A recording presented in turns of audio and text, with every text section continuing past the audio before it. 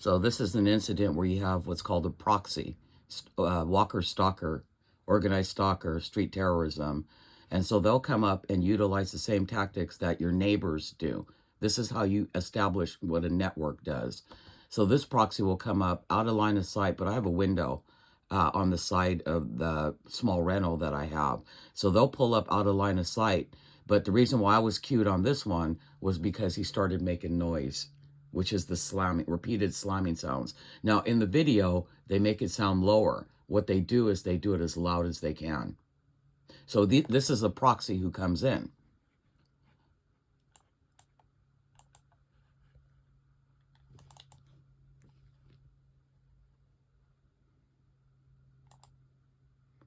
So you notice all the doors are open now.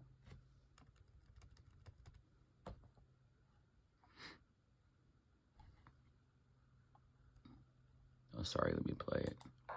So the ones that have the most hubris are these young ones that they gave access to. So like this one, California 8XVE335. He'll come out here, he's opening all his doors because he thought that, it was out of my line of sight from my window, so that he could sit there and start slamming all his doors. But see, he won't look over here, will he? No, he does later. So they pretend like they're doing something, or they're looking for something. You see what I'm saying?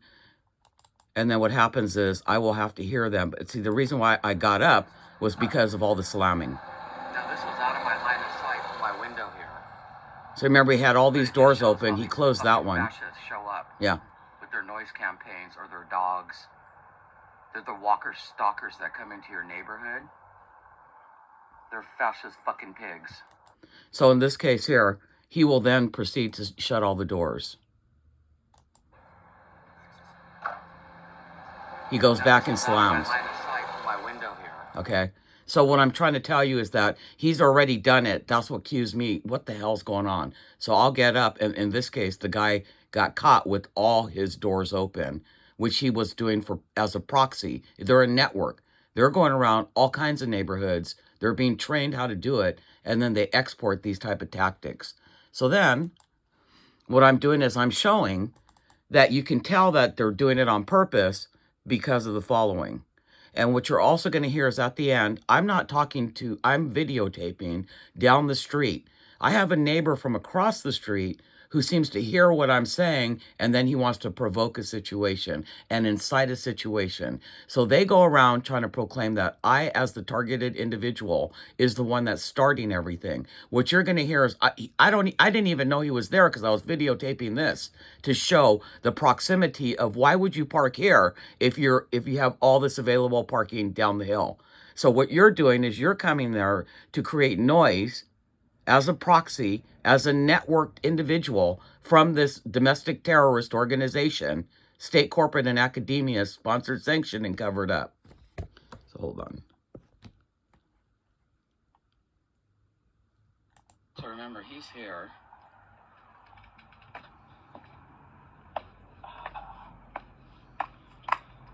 You got this one showing up here, and he's walking all the way down the street over here. You see what they do? So you see, he's right here. He's got parking all down the street, okay? He's even got parking even behind this area here. This is how they operate. See? So I'm videotaping. I'm not talking to the neighbor, but he's got to start some shit. So the neighbors try to proclaim themselves as the Karen and the Kens in the suburban white neighborhood against an Asian female who's disabled. And these are the type of subtle forms of racist harassment that transpires.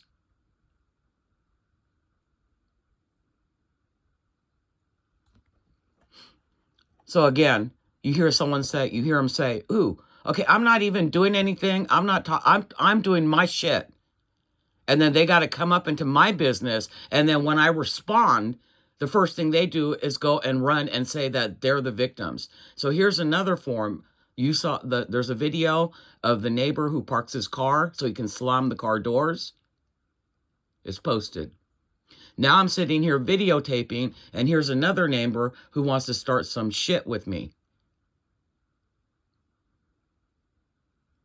So what they do is they incite, they provoke, and then you may have a negative outcome, and all they're trying to project is that they're the victims and that you're the bad person.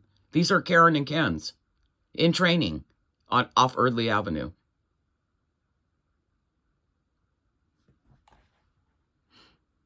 So again, what I'm trying to show is the distance now.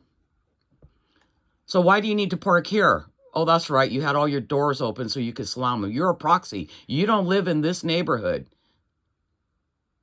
You're not visiting these people because I catch you walking all the way down the street.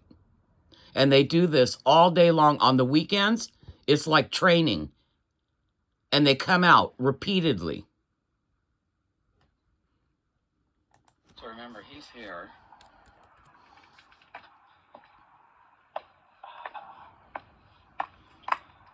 You got this one showing up here. And he's walking all the way down the street over here. You see what they do? This is how they operate.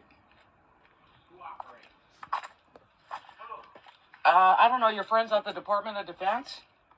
So remember, he's here.